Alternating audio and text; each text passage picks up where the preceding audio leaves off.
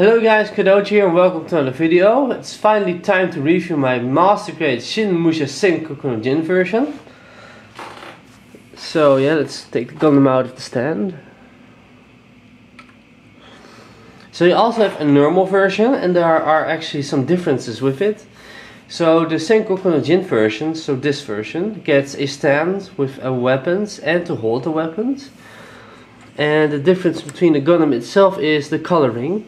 As you can see here, these pipes over here are gold plated, and on the normal version they're silver plated. And the normal version has a lot more white parts, like these ones are gold on this kit, and on the normal version they're silver.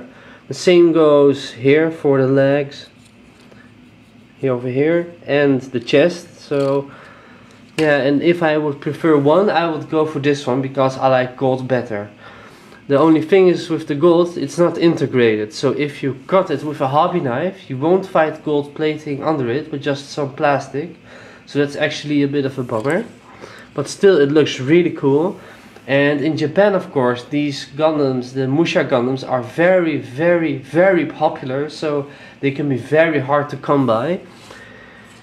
Of course, in Japan they have the samurai, so they're very popular. Oh, sorry for that.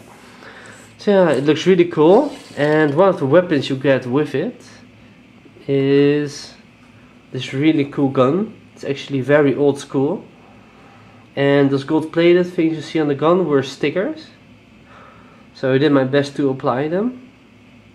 So really cool.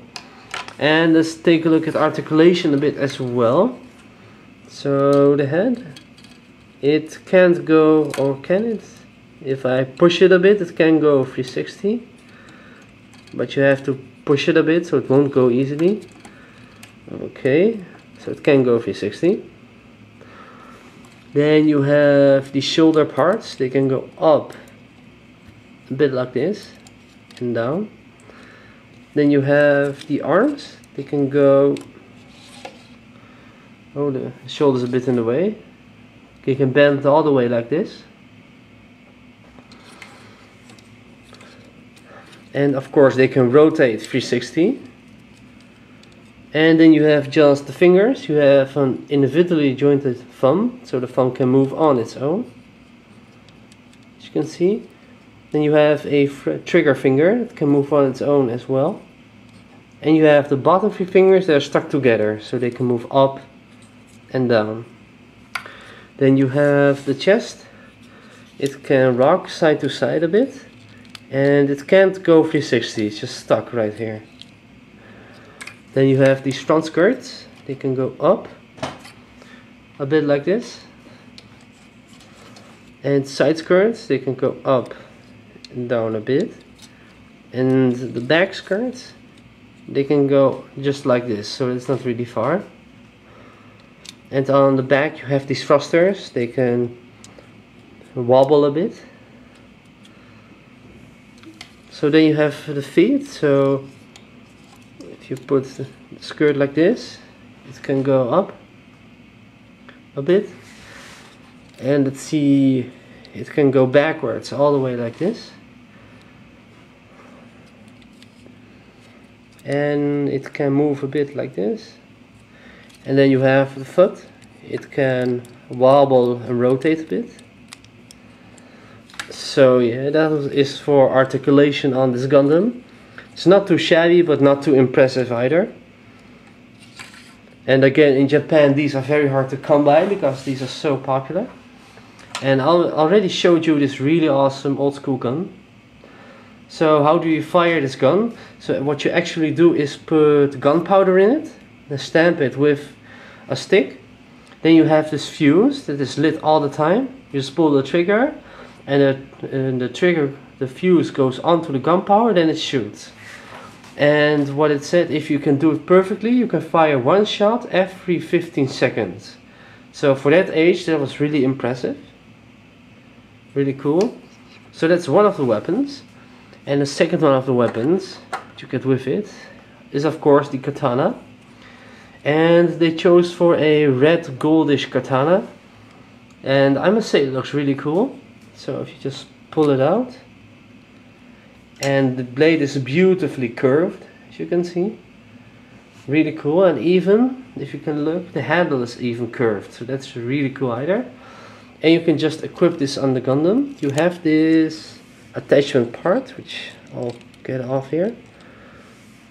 This one. So what you just do is put the scabbard in here, like this. And then you can just attach this part onto, oh, sorry for the camera. You can this part onto here. So let's do that. Just push and it fits. And it looks really cool. And of course you can put it into the hand. So let's unsheath the blade. Oh, had to use a little bit force to do that.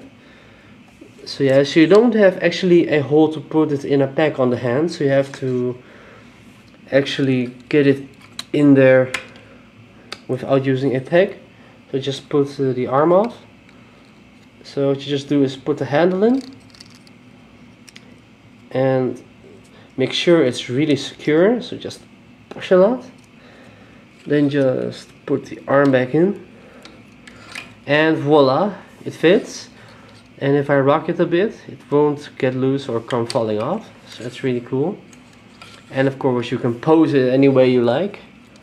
I always like to use a sort of this pose, but it's my my taste. So really cool.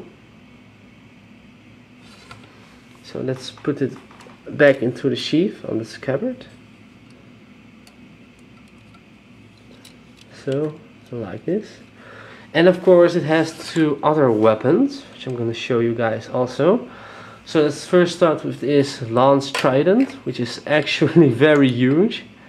As you can see, it won't fit on my camera, so I'll put it like this. It's really cool if you just compare it to the Gundam itself. It's, as you can see, it's larger than the Shin Musha Gundam. And also, this lance doesn't have any holes in it, so you won't have to use any pegs. So I'm gonna put it into the hands of the Shin Musha Gundam. So I put the Lance Trident on, and it's actually very loose. It's very hard to equip because it doesn't have any holes in it to use on a peg. So I did my best, but it still wobbles a bit. So that's pretty a bummer. But still it looks really cool and it's really large. And I think I'm nearly at the 10 minutes, so I'm gonna call this part 1. And I will see you guys next time in part 2.